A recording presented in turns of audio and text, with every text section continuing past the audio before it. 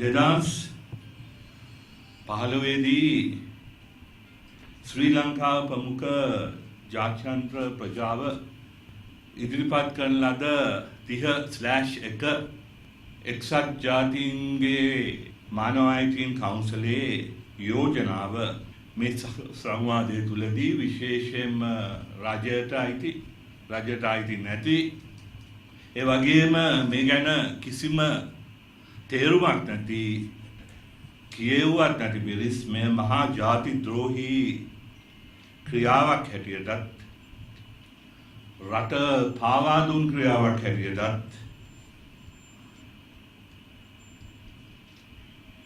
රටටම පෙන්වන්නට උත්සාහ කරා. අනේ නිසා තමයි මම අර එදා MCC කියලා ලංකාවට ලැබෙන්න තිබුණ කිසිම පොලියක් නැතුව අපේ රටට දෙන්න තිබුණ ආධාරයත් බොරු කන්දරාවකින් බොරු කන්දකින් අපිට අහිමි වුණා වගේම මේ ජෙනීවා යෝජනාවේ ඇත්ත නැත්තත් බොරු වලින් අසත්‍යෙන් වැහෙන්න ඉස්සෙල්ලා ඒ සම්බන්ධයෙන් කටයුතු කරපු විදේශ ඇමතිවරයා හැටියට කරුණු කීපයක් කියන්නටයි මම මෙතනට ආවේ. පසුව විශේෂයෙන් මෙතනට පැමිණි සිටින ජනමාධ්‍යවේදීන් ඔබතුමන්ලත් ඒ වගේම මින් පසුව මෙය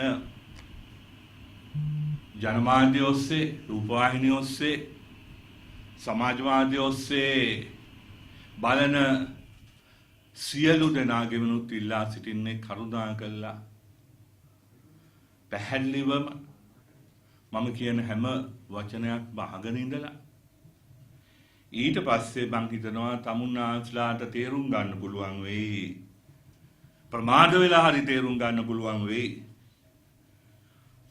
වෙස්වලාගත්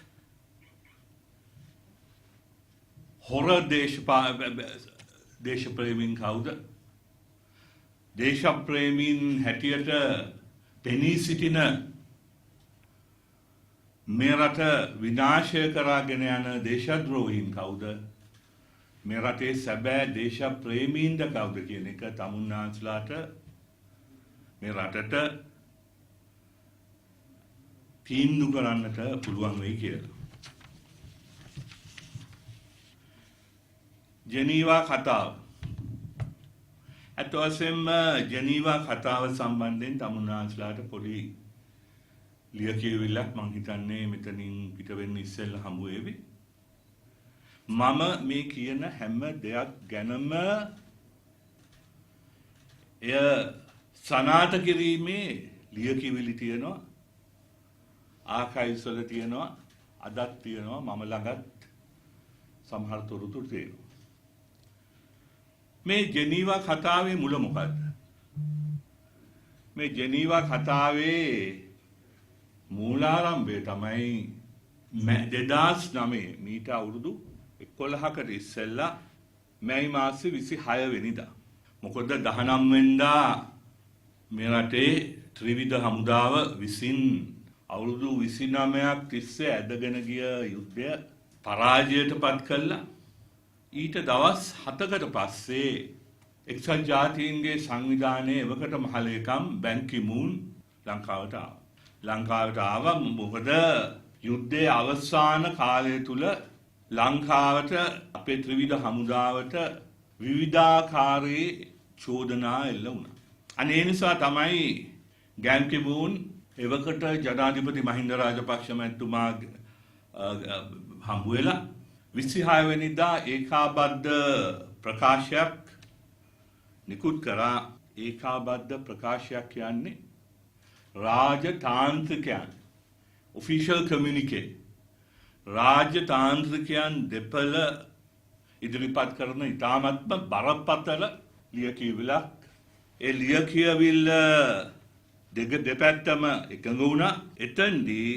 මෙතෙන්දී සිදු වූ ඇතයි කියන මානව අයිතීන් උල්ලංඝනය කිරීම එහෙම නැත්නම් ජාත්‍යන්තර අපේ අත්සන් කරලා තියෙන විවිධ යෝජනා තියෙනවා 1948න් පස්සේ තියෙන හැම ජාත්‍යන්තර යෝජනාවකම ලංකාවේ අපි අත්සන් කරලා තියෙනවා.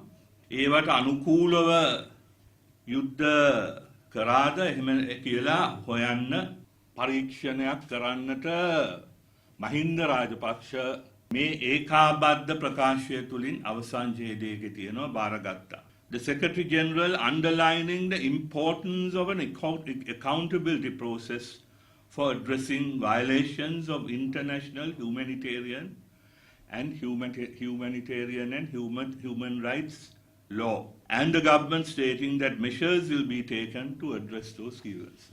ජාත්‍යන්තර නීතීන් මේ වෙලාවේදී උල්ලංඝනය වුණාද නැද්ද කියලා සොයා බලන යාන්ත්‍රණයක් ඇති කරන බවට මහින්ද රාජපක්ෂ ජනාධිපතිතුමා බැන් කි මූන්ට නෙමෙයි එක්සත් ජාතීන්ගේ සංවිධානයේ මහලේකම්ට පොරොන්දු වුණා. ඒක තව දිගට තියෙනවා. ඊට පස්සේ මොකද උනේ 26 දැන් මේක තියෙන්නේ සමාවෙන්න 23 මං ඉස්සෙල්ලා කියවුනේ 26 කියලා. 23 වෙනිදා බැන් කි මූන් ලංකාවට එන්නේ. දවස් 3ක් ඇතුළත ලංකාවේ නම කියලා විශේෂ යෝජනාවක් එක්සත් ජාතීන්ගේ ගේනවා ජෙනීවා වල. කවදාවත් මේක අපිට වෙලා නැහැ. 26 වෙනිදා ලංකාවේ තත්ත්වය ගැන කතා කරන්න විශේෂ යෝජනාවක් දෙනවා. එවකට තිබුණ රජයවත් තානාපතිවරයවත් ඒක නවත්ව ගන්නට උත්සාහ කරෙත් නැහැ. ඒක නවත්ව ගන්න උත්සාහ නොකර අපේ රජය විසින් ඒ පැවතුන විශේෂ සාකච්ඡාවට අපේම යෝජනාවක් කියලා ලංකාවේ යෝජනාව ඉදිරිපත් කරනවා. ඒ ලංකාවේ යෝජනාවේ S11 ඒ යෝජනාවට දැන් මේ අපි 31 වගේ මේක S11 assistance to Sri Lanka in the promotion of human rights and protection of human rights කියලා මේක බොහොම ඇත්තෙන්ම බය වෙච්ච පාරෝ ඉතින් හොඳ යෝජනාවක්. මේ යෝජනාවේ ප්‍රධානතම දේ තමයි කියනවා අපි එක්සත් ජාතීන්ගේ සංවිධානයේ මහලේකම්ගේ පැමිණීම වෙල්කම් කරනවා. අනිත් එක ඒකෙම කියනවා at the invitation of the president කියලා මේ නිකම් කඩාගෙන ආවේ නැහැ. ජනාධිපතිතුමාගේ ආරාධනාව පරිදි පැමිණීම ගැන අපි සන්තෝෂ වෙනවායි කියලා. ඊට පස්සේ කියනවා ඒ දෙගොල්ලාගේ ජොයින්ට් කොමියුනිකේ එක ඒකාබද්ධ නිවේදනය අවසානයේදී නිකුත් කරපු ඒ නිවේදනය සම්පූර්ණයෙන්ම එකගත්වයේ පළ කරලා ඒ අය ජාත්‍යන්තර ප්‍රජාවත් එක්ක එකතු වෙලා මේකේ අයිමත් යුද්ධෙන් පස්සේ රට පොඩක් දාන්න ඒ සඳහා ජාත්‍යන්තරයේ මුදල් ආදිය ලබාගෙන ඊට පස්සේ to promote and protection of all human rights ඒ කියන්නේ සියලුම මානව අයිතීන් ගොඩනගන්නට ආරක්ෂා කරන්නට පොරොන්දු වෙනවායි කියලා 2004 අප්‍රේල් මැයි මාසේ 26 වෙනිදා පොරොන්දු වෙනවා. ඒක තව මේකේ යාන්ත්‍රණයක් ගැන කතා කරනවා. අනිත් එක ඉතිහාසයේ ප්‍රථම වතාවට 13 වෙනි සංශෝධනය ජාත්‍යන්තරගත කරෙත් මෙන්න මේ 14 තිබුණ යෝජනාවේ. ඒක තවදුරටත් 13 වෙනි සංශෝධනය ඉස්සරහට ගෙනියුවා. මොකද එතකන් ඒක අපේ වැඩ. අපේ රටේ ගත්ත තීන්දුවක්, අපේ රටේ ගත්ත දේශපාලන ක්‍රියාවලියක්.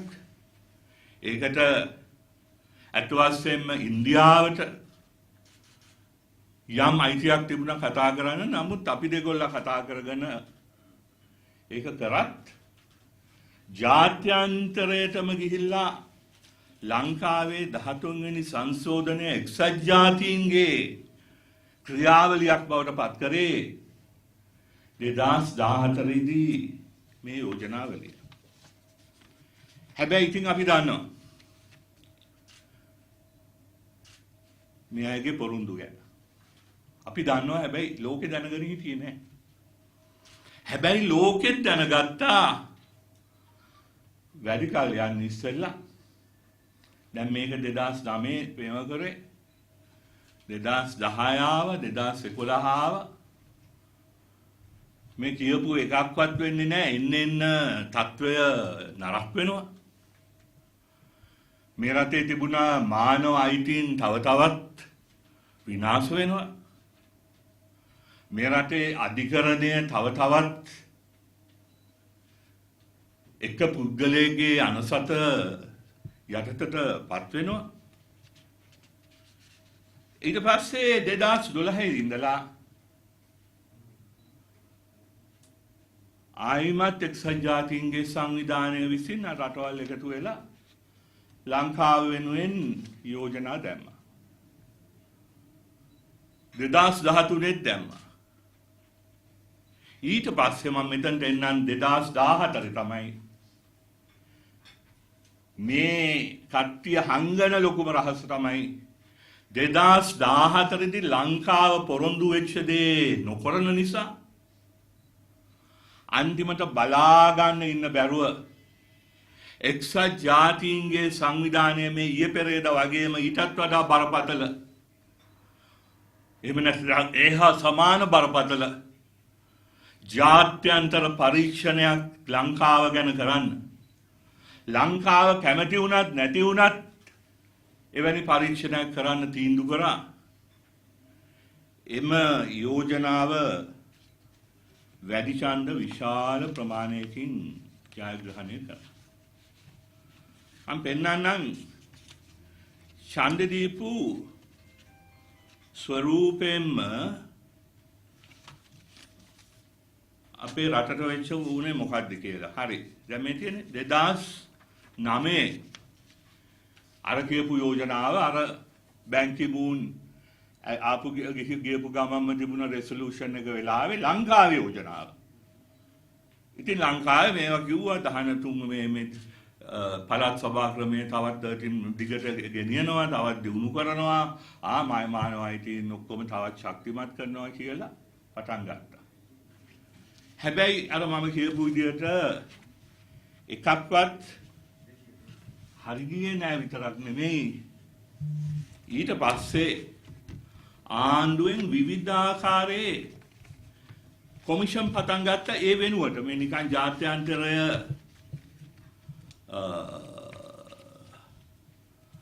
පෙන්නන්න මෙන්න අපි මොන හරි කරනවායි කියලා පටන් ගත්තා. හැබැයි ඒ කොමිෂන් උගත් පාඩම් කොමිසම තිබුණා, පරණගම කොමිසම තිබුණා. මේ හැම කොමිසමක් ආණ්ඩුවෙන් පත් කරත් ඇත්තටම ඒ කොමිසනුත් කියන්න පටන් ගත්තා යම් මේ තියෙන පරණගම කොමිසමේ මේ මහින්ද රාජපක්ෂ ආණ්ඩුව පත් කරපු කොමිසම ඊට පස්සේ මම කියනවා සුදු කොඩි නඩුව channel 4 රූපවාහිනියෙන් පෙන්නපු ඒ දර්ශන එතකොට මුළු බස් එකකම හිටපු සිරකාරයන් නැතිවීම, ස්ප්‍රීතාල වලට බෝම්බ ගැස්වීම, මේවැනි දේවල් මෙවැනි චෝදනා තියෙනවා. ඒක නිසා මේ සම්බන්ධයෙන් ස්වාධීන විනිශ්චයකාරු වරුන්ගේ පරීක්ෂණයක් වෙන්න ඕනි කියලා පරණගම කොමිසමත් කියන්න පටන් ගත්තා. එතකොට මොකද මේක ඇත්ත නම් මේවැනි දෙයක් වුණා නම් ඒක හොයලා බලලා අපි ඔප්පු කරන්න ඕනේ මේක war crimes එහෙම නැත්නම් යුදාපරාධයක් වෙන දේවල් කියන එකත් පරණගම කොමිසමේ කිව්වා. දැන් මිත්‍රවරුනි ලංකාව දැන් පොඩ්ඩක් හිතන්න අපි අපේ ගමේ අපි ඉන්නකොට අපේ අසල්වැසියෙක් ඇවිල්ලා අපිට චෝදනා කරොත් එහෙම අන්න ඊයේ රෑ ඔයගොල්ලන්ගේ ගෙදර මර විලාපයක් මට ඇහුණා. ඔයගොල්ලන්ගේ පුතෙක් සහෝදරයෙක් විලාප කියනවා ඇහුණා. මොන හරි වුණාද කවුරු හරි මැරුණාද මැරුවාද කියලා අසල්වැසියට අහන්න පුළුවන්. එතකොට අපිට තියෙන්නේ අසල්වැසියට බැනලා කුණුහරුප කියලා එලෝ ගන්න එක නෙමෙයි. අපි පොලිසිය ගෙන්නලා පොලිසියට කියනවා ස්වාධීන පරීක්ෂණයක් කරලා බලන්න මෙහෙම දෙයක් වුණාද කියලා. එහෙම දෙයක් බලලා මගේ කීර්ති නාමය මට බේරලා දෙන්නේ කියලා පරීක්ෂණයකට යවන. නමුත් එහෙම දෙයක් උනේ නැති නිසා බොරුව දිගටම ගෙනිච්ච නිසා අපිව රවට්ටන්න ලේසි වුණාට ජාත්‍යන්තර රවට්ටන්න ඊට ටිකක් අමාරුයි. මොකද උනේ මෙන්න ලංකාවට අර 2009 දී ලංකාවට සහයෝගය දෙන්න රටවල් 29ක් ඉදිරිපත් වුණා 45න් 47 2009 2012 වෙනකොට අපි බොරු කියන එක බව දැන අපේ යාළුවොත් අපිත් එක්ක හෙමින් ඈත් වුණා. 2012 දී රටවල් 15 දක්වා අඩු වුණා. 2013 දී 13 දෙනා දක්වා අඩු වුණා. 2014 දී 12 දෙනා දක්වා අඩු වුණා. 2014 වෙනකොට යාළුවන් 29ක් හිටපු රටවල් 29ක් හිටපු අපි 12 දෙනාට බැස්සා. ඊට පස්සේ මේ සැරේ දැන් 11ට බහැලා තියෙනවා. මම 2015ට වෙන මේ 2015 දී මුළු ලෝකෙම අපිත් එක්ක එකතු වුණා. කවුරුවත් විරුද්ධ වුණේ නැහැ. චීන විරුද්ධ වුණෙත් නැහැ. පාකිස්තානය විරුද්ධ වුණෙත් නැහැ. ඉරිත්‍රියාව ඔය කියන ඔක්කොම ඒකාධිපති රාජ්‍යයන්වත් විරුද්ධ වුණේ නැහැ. කවුරුවත් විරුද්ධව ඡන්දයක් ඉල්ලුවෙත් නැහැ. දැන් උදාහරණයක් හැටියට මේ වතාවේ විරුද්ධව ඡන්දය ඉල්ලන්න නැගිට්ටේ ලංකාව වෙනුවෙන් පාකිස්තානයයි චීනයයි. 2015 දී චීනේ නැගිටලා අපිට ප්‍රශංසා කළා. මෙන්න මේ වගේ තත්වයක් තියෙනවා. අන්තිමට ලංකාවට ඉතුරු වෙලා තියෙන්නේ අත වශයෙන්ම ලෝකේ තියෙන අසාර්ථක රාජ්‍ය 14ක් විතරයි. එත්‍රියාව කියන්නේ අපි දන්නව මොන වගේ රටක්ද කියලා. වෙනිසුවෙලාව කියන්නේ ඒකම ඒකාධිපති රාජ්‍යයන් ලංකාවට තියෙන ආදරය නිසා නෙමෙයි අපිට ඒගොල්ලන්ගේ වාසියකුත් නැහැ අපෙන් ඒගොල්ලන්ට වාසියකුත් නැහැ. හැබැයි මෙතෙන්දී අපිට ඡන්ද දෙන්නේ වෙන මොකටවත් නෙමෙයි. අපිට දුන්නොත් ඒගොල්ලන්ගේ රටවල් වලටත් ඇවිල්ලා මේ විදියට හොයන්න ඒ අය පාර කපයි කියලා බයට. ඒ කියන්නේ අපිට ගැලවෙන්න බැරි තත්වයක් ඇති වෙලා අත වශයෙන්ම මාර්තු මාසයේ මේ වාර්තාව පළවෙනි වාර්තාව මේ පළවෙනි පියවර විතරයි තිබ්බේ. මේ එක්සත් ජාතීන්ගේ කොමිසමේ සභාගත කරා නම් ගොඩාක් වෙලාවට අපේ රාජ්‍ය නායකයන්ට පිටරටකටවත් යන්න බැරි වෙනවා. සම්බාධක ජනතාවට නොආවත් ප්‍රධානීන්ට එන්න තිබුණා. මේ වගේ බරපතල තත්වයක් තියෙද්දී සම්පූර්ණයෙන්ම අපේ රටේ ස්වෛරීභාවය පිටරටක රටවල් වලට විකුණලා තිබුණ මොහොතක තමයි මේ රටේ සුළු කාලයකට හෝ වාසනාවකට මේක ඕන විදියකට ලියා ගන්න. නමුත් මම කියනවා ඒක වාසනාවකට 2015 ජනවාරි 8 වෙනිදා මේ ආණ්ඩුව වෙනස් වුණේ. ආණ්ඩුව වෙනස් වෙලා 13 වෙනිදාද කොහෙදෝ මම මේ ආණ්ඩුවේ විදේශ ඇමතිවරයා වුණා. මම ඉස්සෙල්ලාම ඇත්තම කියන්න ඕනේ ගියේ දිවුරුන් දීලා එදා හවස මං ගියේ මගේ මිත්‍ර සහ ඉන්දියාවේ විදේශ ඇමතුමිය බලන්න සුෂ්මා ස්වරාජ් මහත්මිය. මම පැය 24 වරෙන් ආයිමත් ලංකාවට ඇවිල්ලා පැය 72ක් ඇතුළත ජෙනීවා ගියේ දෙවනුව ජෙනීවා නුවර එවකට හිටපු මේ කොමිසමේ ප්‍රධානියා සේඩ් කුමාරයා හම්බ වෙන්න ජෙනීවා නුවරට. ජෙනීවා නුවරට ගිහිල්ලා මම එතුමාගෙන් ඉල්ලීම් කීපයක් කරා. පළවෙනිම ඉල්ලීම තමයි කරුණා කරලා දැන් අලුත් ආණ්ඩුවක් තියෙන්නේ. අර 2014 යෝජනාව අනුව කෙරෙන වාර්තාව ඊළඟ මාර්තු මාසේ සභාගත කරන්න එපා. අපිට ලැබිලා තියෙනවා ජනවරමක්. තමුනාසාර මතකයි ඒ ජනවරම මොකද්ද කියලා අපි ඒ අනුව අපි කටයුතු කරනවා. ඒ අනුව අපි කටයුතු කරනවා. ඒ වගේම අධිකරණයේ මම මේකේ අනිත් පැත්ත පෙන්නන්නම් ඔබතුමාලටවත් මේ මූණ පෙන්නන්න දුකයි. මොකද මට දුක හිතෙනවා මේ අපේ මැතිවරණ ප්‍රකාශය 2015 93 වෙනි වගන්තිය 93. Since Sri Lanka is not a signatory to the Rome Statute regarding international jurisdiction with regard to war crimes, ensuring justice with regard to such matters will be the business of national independent judicial mechanism. එනිසා යුද්ධ අපරාධ සම්බන්ධයෙන් චෝදනා තියෙනවා නම් ඒවා will be the business of ජාතික ස්වාධීන අධිකරණ යාන්ත්‍රණ වලින් තමයි මේවා හොයන්නේ කියලා අපි කිව්වා. මම මේකත් කිහිල්ල ගහගෙන එතුමාට ගිහිල්ලා කිව්වා බය වෙන්න එපා අපේ අධිකරණය පවා අපි ස්වාධීනව පත් කරනවා. ඒ වෙනකොට මේ රටේ අධිකරණය ලෝකෙම කතා බහට ලක් වෙලා තිබුණේ. ශිරාණි බණ්ඩාරනායක රාත්‍රියේ එළවලා ඉතාමත්ම භයානක තත්ත්වයක් තිබුණේ. එක දෙවනි එක කිව්වා අපිට කල් දෙන්න ඊළඟ සැසිවාරය වෙනකන් සෙප්තැම්බර් මාසේ වෙනකන් අපි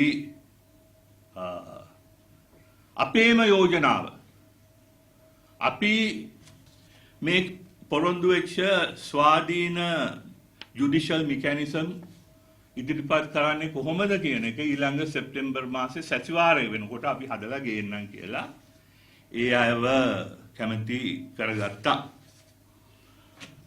ඒ විදිහට ඊට පස්සේ තමයි මිත්‍රවරුනි අපි කටයුතු කළා.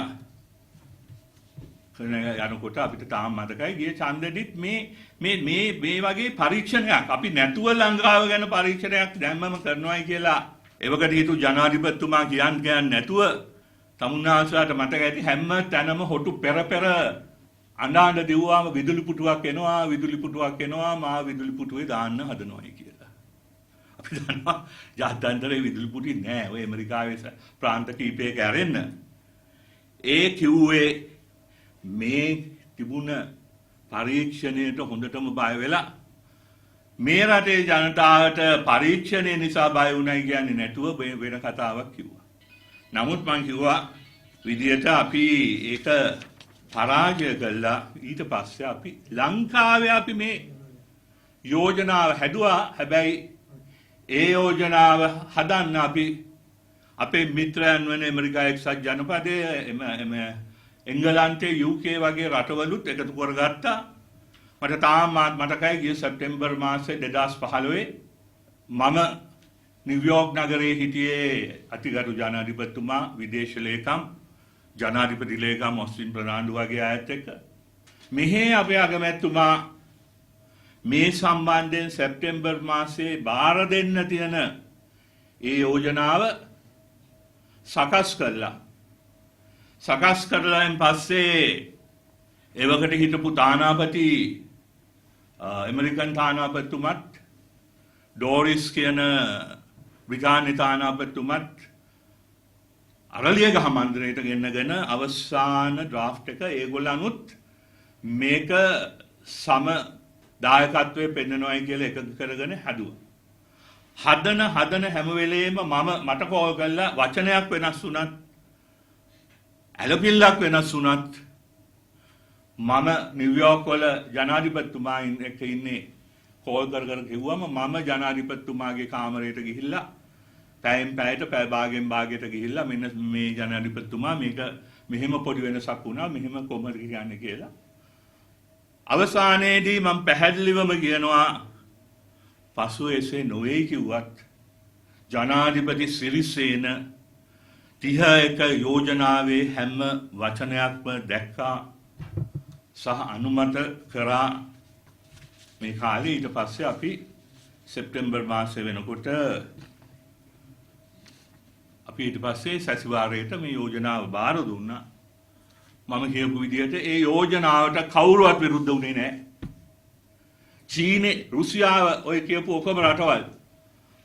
අපි ඇමරිකාව, එංගලන්ත එක්ක පටන් ගත්තත් අවසාන වෙනකොට රටවල් 40ක් ලංකාවට සමානුග්‍රහත්වය දැක්වා. බලකඳවුරු මොනවා වුණත් ඇමරිකන් බලකඳවුර වෙන්න පුළුවන්, චීන බලකඳවුර වෙන්න පුළුවන්, රුසියන් බලකඳවුර වෙන්න පුළුවන්, ඉන්දියාව, ජපානයේ, යුරෝපීය සංගමය වෙන්න පුළුවන්. ඒ අය ඔක්කොම අපි වටා රොක්කු වුණා. ඇත්ත වශයෙන්ම මම ආඩම්බරෙන් කියනවා මේ රටේ ඉතිහාසයේ විදේශ ප්‍රතිපත්තියේ ස්වර්ණමය මොහොත තමයි ඒ මොහොත කියලා. ඒ නිසා තමයි දැන් සිරිසේන මහත්මයා ජනාධිපතිතුමා සමා වෙන්නේ ඒක එවකට. මේ බලන්න එතුමා සෙප්තැම්බර් මාසේ අපි බාර දුන්නේ 2016 නිදහස් දවසේ කරන කතාවේ මම පොඩි කැලලක් තියෙනවා. මේ සිරිසේන මහත්මයා ජනාධිපතිතුමා කියන්නේ ඒ නිසා අපි අපට ලැබී ඇති අවස්ථාව අප විසින් විශේෂයෙන්ම ඉටු කළ යුතු අවස්ථාවක්. එක්සත් ජාතීන්ගේ මානව හිමිකම් කොමිෂන් සභාව හරහා අපට ඇවිත් ඇති යෝජනා සම්බන්ධයෙන් වැරදි අර්ථකථනයක් දෙනවා. මා ඉතා පැහැදිලිව කියනවා මේ යෝජනා සඳහා අපි මුහුණ දෙන්නේ අපේ රාජ්‍යයේ ගෞරවය ආරක්ෂා කිරීම සඳහා, අපේ රටේ ජනතාවගේ ගෞරවය ආරක්ෂා කිරීම සඳහා, අපේ ආරක්ෂක හමුදාවල ගෞරවය ආරක්ෂා කිරීම සඳහා සහ ලෝකයේ පිළිගත් හමුදාවන් බවට අපේ ත්‍රිවිධ හමුදාවන් පත් කර ගැනීම සඳහා බව එක්සත් ජාතීන්ගේ සංවිධානයේ ප්‍රමුඛ සියලු ජාත්‍යන්තර සංවිධාන සහ සියලු රාජ්‍යයන් අපේ රට ගෞරවයෙන් පිළිගැනීම සඳහා ඒ යෝජනාවලට අපි මුහුණ දීම ඉතා ඉවසීමෙන් සංයමයෙන් හික්මීමෙන් අපි ඒ සඳහා ක්‍රියාත්මක කරනවා කියන එක ඉතාමත්ම පැහැදිලිවම කියන්න ඕනේ. ඒ වගේම එතුමා 2015 මේ ගමන් මග යන මෑයින් ජාත්‍යන්තර සම්මන්ත්‍රණ ශාලාවේ පැවති විද්‍යාත් සාකච්ඡාවකදී 16 එතුමා මොකද කියන්නේ? රට ගොඩනැගීමේ කාර්යයේදී මම සෑම විටම ක්‍රියා කරන්නේ ජාත්‍යන්තර මිත්‍රතා සම්බන්ධතාවයන් ශක්තිමත් කරගෙන ඒ හොඳ හිත තුළ මේ රටේ ඉදිරි අනාගතය සාර්ථක කරන්න, හොඳ රටක් ගොඩනගන්න, යුද්ධයක් ඇතිවීම නැවත ඇතිවීම වැළැක්වීම සඳහා ගත යුතු සෑම ක්‍රියාමාර්ගයක් ගැනීම සංහිඳියාව සහ යහපාලනය කියන වචනය බොහෝ වෙලාවට ඒ තිබෙන වටිනාකම් අපේ රටේ ඇතැම් අය තේරුම් නොගැනීම නිසාද බොහෝ වෙලාවට අවඤ්ඤාවට ලක් කරනවා, අගෞරවයට ලක් කරනවා. නමුත් මේ රටේ අනාගතය පැහැදිලිවම ලෙසම තියෙන්නේ සංහිඳියාව ශක්තිමත් කිරීම සහ යාපාලන ප්‍රතිපත්ති සාර්ථක කිරීමෙන්, යථාර්ථවාදී කිරීමෙන් කියන එකයි මම දැඩි ලෙස විශ්වාස කරන්නේ. ඒ නිසා අපි මේ කරන කාර්ය පහසු කාර්යයක් නොවේ. අද ලෝකෙම කිසිම රටකට තනියම ජීවත් වෙන්න පුළුවන් කමක් නැහැ. මේ වර්තමාන පාලකයන් මෙන්න මේක හොඳට දැනගන්න ඕනේ. වර්තමාන පාලකයන් මේ හිටපු ජනාධිපතිතුමා ඒ වෙලාවේ කියපු දෙක හොඳට හුඟකන් දෙන්න ඕනේ. ජාත්‍යන්තර සම්බන්ධතා ශක්තිමත් වීම තුළ තමයි රටක දියුණුවක් තියෙන්නේ. ජාත්‍යන්තර සම්බන්ධතා ශක්තිමත් වෙන්න ඕනේ. මේ අවසානයේදී මේ 11 අපිට විරුද්ධ වෙච්ච මේ සියලු දෙනා මේ සැරේ ඒ ආයත් එක තමයි අපේ ට්‍රේඩ් ගන්න උදෙන 65ක් 75ක් කියන්නේ. අපිට එරිත්‍රියාවත් එක්ක ඒගොල්ලන් එක්කත් නැහැ, අපිත් එක්කත් නැහැ. ඔය කියපු රටවල් එකක්වත්. මේක තමයි යථාර්ථය.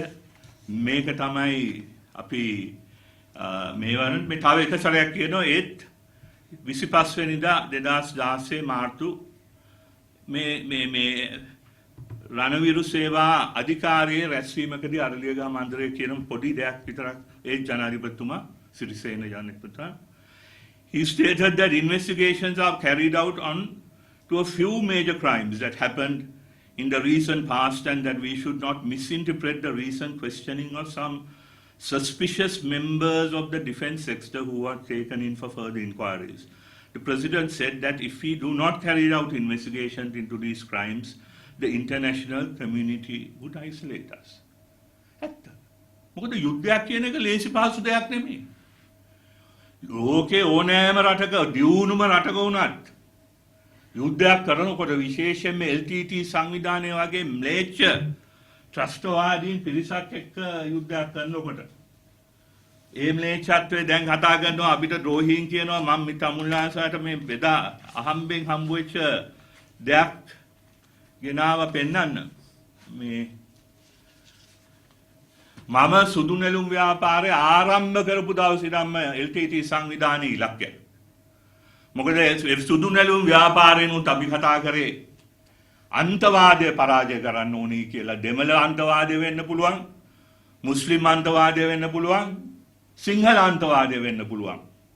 මේක පරාජය කළා ශ්‍රී ලාංකීය දේශයක් ගොඩනැගීමේ අරමුණෙන් තමයි අපි සුදු නෙළුම් ව්‍යාපාරේ පටන් ගත්තේ. ඒ වෙලාවේ LTT කාර්යයන්ට ඒක ඇල්ලුවේ නැහැ. ඒගොල්ලන්ට ඕනුනේ වෙනම රාජ්‍යයක්. ඔය කතාව ගිහිල්ලා කියනවාට අකමැති වුණා. මම අපේම සිංහල ජාතවාදීන් විනාශ කරපු යාපනයේ පුස්තකාලයේ අලි ගොඩ නංවන්නට පොතයි ගැඩොලයි ආරම්භ කරනකොට පීටර් කේනමන් වගේ නායකයන් තමන්ගේ සම්පූර්ණ ලයිබ්‍රරි එක මේකට පූජා කරනකොට බාර දෙනකොට ඒගොල්ලන් කැමති වුණේ නැහැ.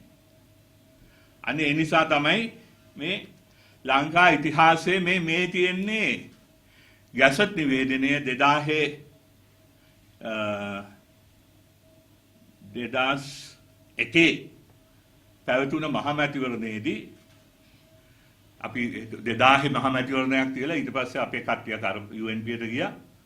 ආයිමත් 2001 තාමත් චන්ද්‍රිකා මැතිණිය ජනාධිපති. එතකොට විදේශ රටකින් අපිට තොරතුරු එවුවා 5-6 දෙනෙක් ඡන්ද පොලේදී මරන්න ඉන්නවයි කියලා LTT එක.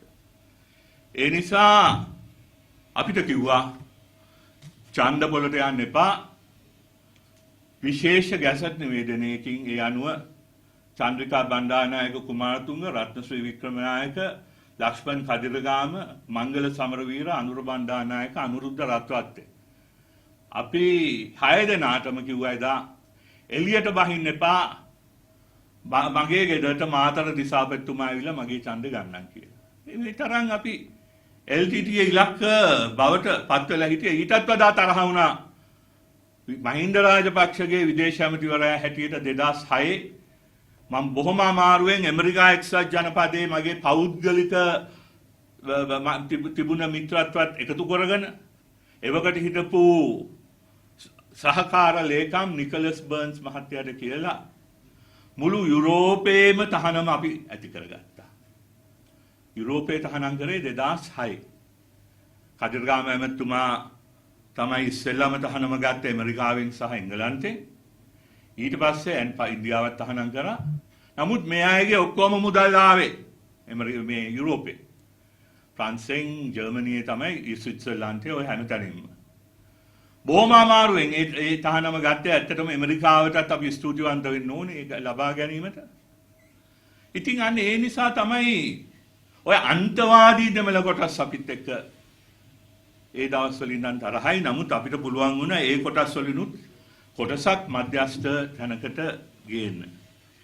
ඉතින් මේවා අපි මෙච්චර කරලා තියෙනකොට තමයි අන්තිමට ಜಾති ද්‍රෝහී අරවා මේවා කියලා ලේබල් ගහලා තමයි මේ ලේබල් ගහලා දුවන ආණ්ඩුවක්. ප්‍රතිපත්ති නැහැ, දැනුමක් නැහැ, අත්දැකීම් නැහැ. එකම දේ බොරු කියලා ටියුෂන් මාස්ටර්ලා ටිකක් අල්ලගෙන වොයිස් කට් සාදුලි ටිකක් අල්ලගෙන රූපවාහිනී මාධ්‍ය වලින් සම්පූර්ණ බොරු කියලා ජනතාව, අහිංසක ජනතාව නොමග යවීම තමයි මේ අයගේ ප්‍රධානම මාතෘකාව.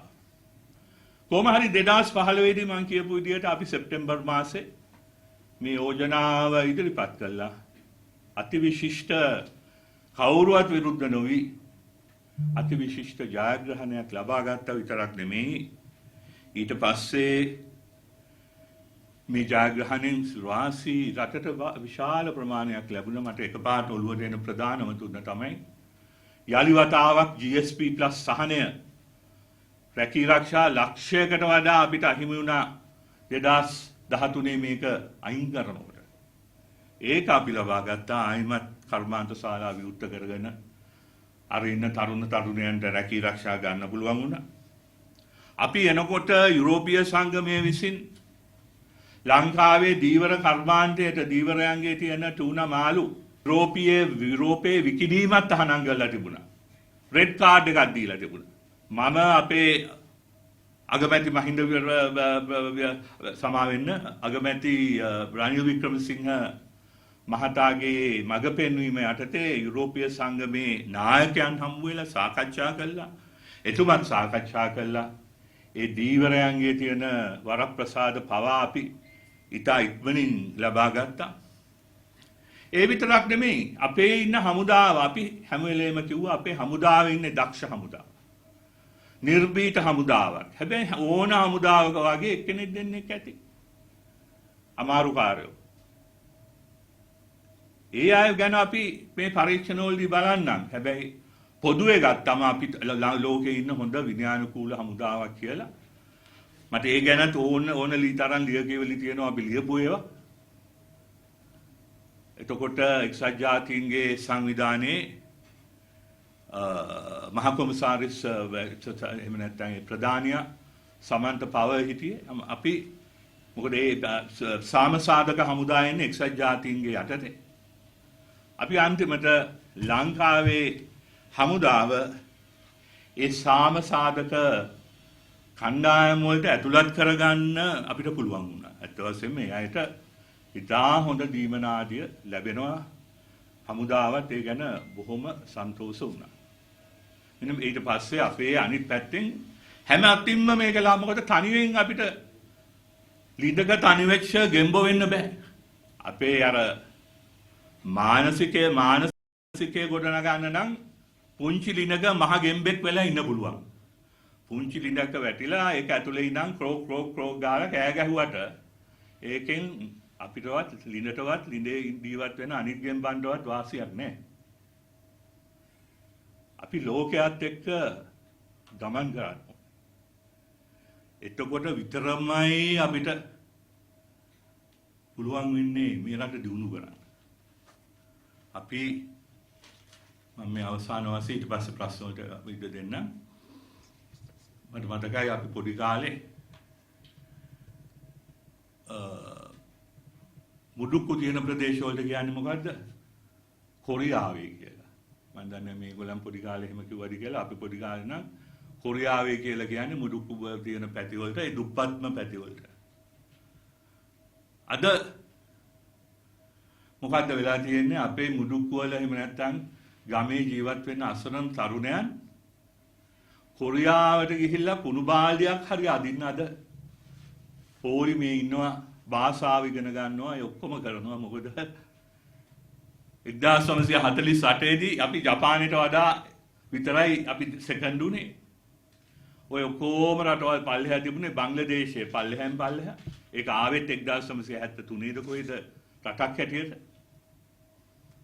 නමුත් අද අපි මේ කලාපේ ගත්තත් අපි දැන් එන්න පස්සට යනවා. ඊයේ පෙරේද අගමැතිතුමා ගිහිල්ලා බංග්ලාදේශයෙන්ුත් ණයක් ගන්නවා. ඉල්ලනවා. මං කියන්නේ ඒක පේනවා මං බංග්ලාදේශය කියන්නේ ඇත්තටම හොඳ මේ ආර්ථිකය යන්න ඕන ගමන් මඟ තේරුම් ගත්ත රටක්. අපි එයාට ප්‍රශංසා කරන්න ඕනේ. නමුත් මම මේක කිව්වේ බංග්ලාදේශයට නිඳා කරන්න නෙමෙයි. අපි ආපු මාර්ගය වටහා ගන්න. අනේ නිසා තමුන්නාස්ලා මේ බලන් ඉන්න අය පොඩ්ඩක් හිතන්න කල්පනා කරන්න රූපවාහිනියෙන් දැක්ක පළියට මන්තරයක් වගේ එකම බොරුව නැවතත් කියපු පළියට මේවා විශ්වාස නොකර විශේෂයෙන්ම අනාගතයේ බාර ගන්න ඉන්න අපේ දූ දරුවන් තරුණයන් ගැන හිතලවත් මේ මොහොතේ අපි කටයුතු කරන්න ඕනේ. අපි ඊටාත්ම භයානක මන්දිස්ථානයක ඉන්නේ. ආර්ථික වශයෙන් භයානක මන්දිස්ථානයක ඉන්නේ.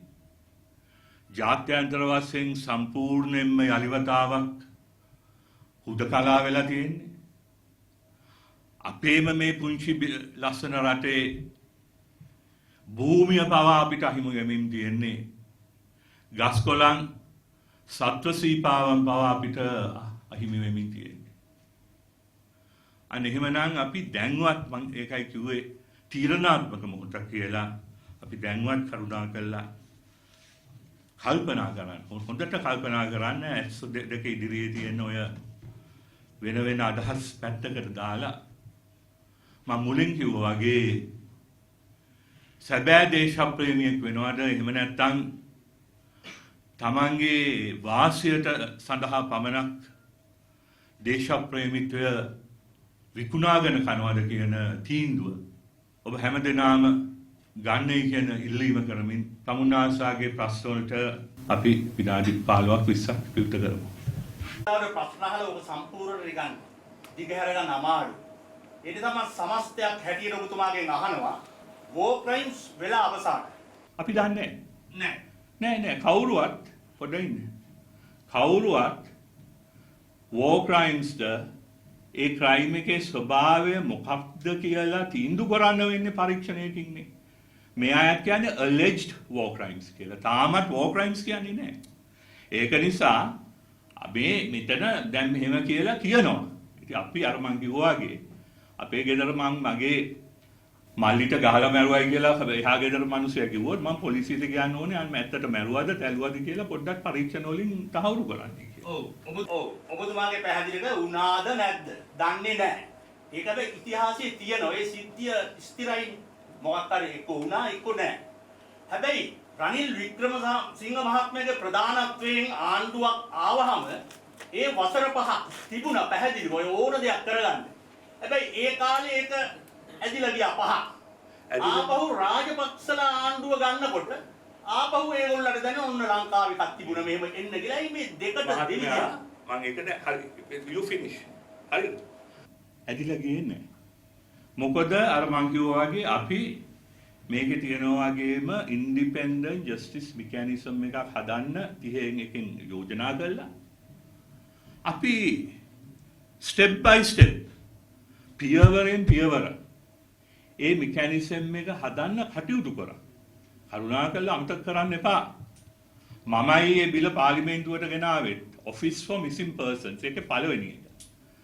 අතුරුදහන් වූවන්ගේ කාර්යාලයක් පිහිටවීමේ පනත පාර්ලිමේන්තුවට ගෙනාව. මට තාම මතකයි ගේන්න හදනකොට ඒ ගෙනාපු දවසේ මම මේක පාර්ලිමේන්තු සභාගර්භයේ කියනකොට අද ආණ්ඩුවේ ඉන්න අය මාව වට කරගෙන මට ගහන්න ආව. එතකොට අපේ മന്ത്രിවරු ඇමතිවරු මාව ආරක්ෂා කරන්න මගේ ඉස්සරහ ඉඳගෙන තමයි අපි ඒ පනත තහවුරු කරා විතරක් නෙමෙයි අන්තිමට ඒක පිහිටෙව්වා.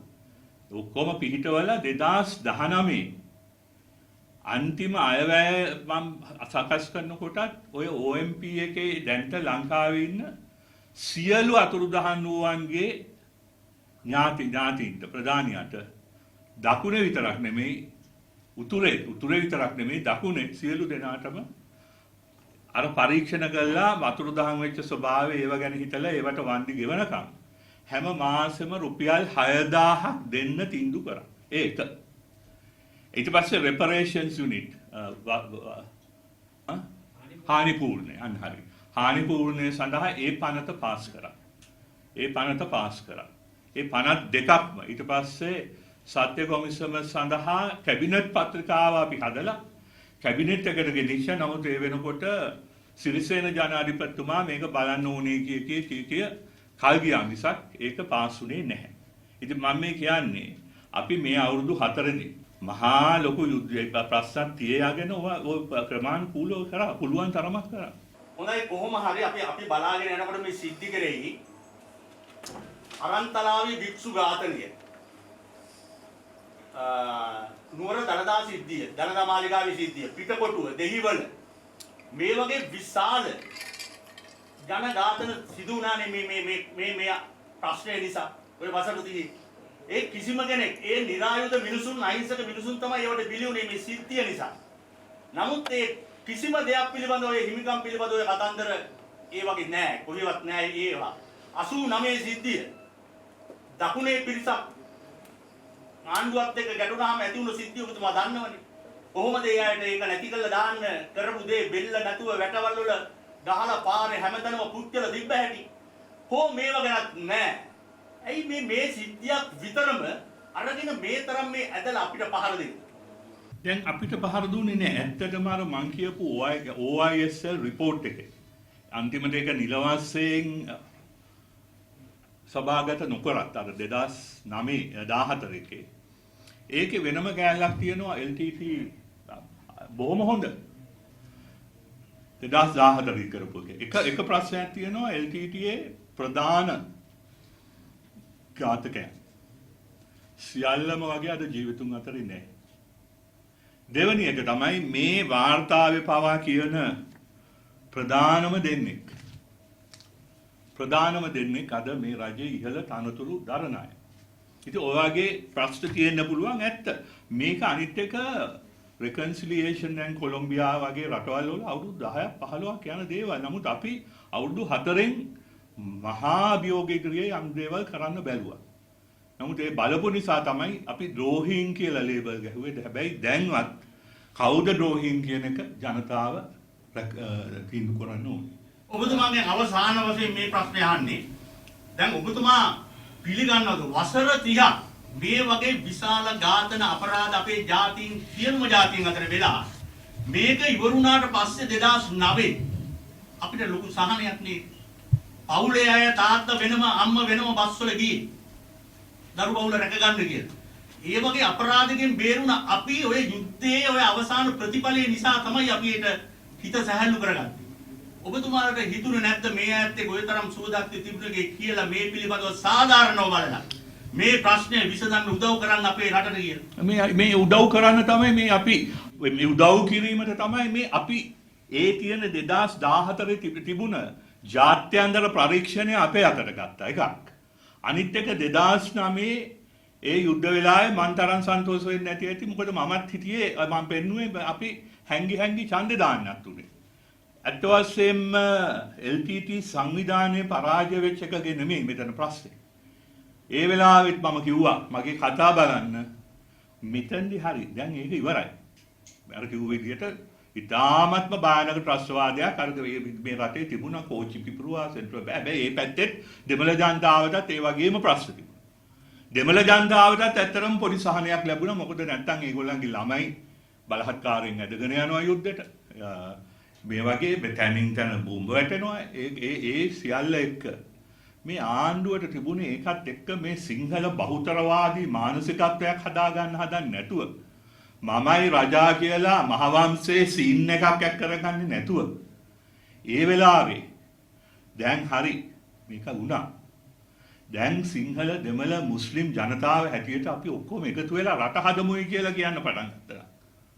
මම හිතන්නේ ඊට වඩා ලොකු වෙනසක් තිබුණා. ඇත්ත වශයෙන්ම ඒ වෙනස කරන්න පුළුවන් හයියත් ඒ වෙලාවේ තිබුණේ මහින්ද රාජපක්ෂට. හැබැයි මොකද්ද හේතුවකට පොඩ්ඩක් මහරජ සීන් එක ඔලුවට ගියා.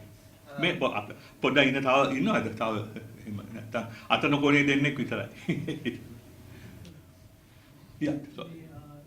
හරිනේ මගේ දැන් කකුල් දෙක රිදෙනවා වගේ. නෑ චුට්ටක් ගන්න. ඔයා කතා අහන්නක. The News Reporter වාරණයෙන් තොර අපක්ෂපාතී වාර්තාකරණය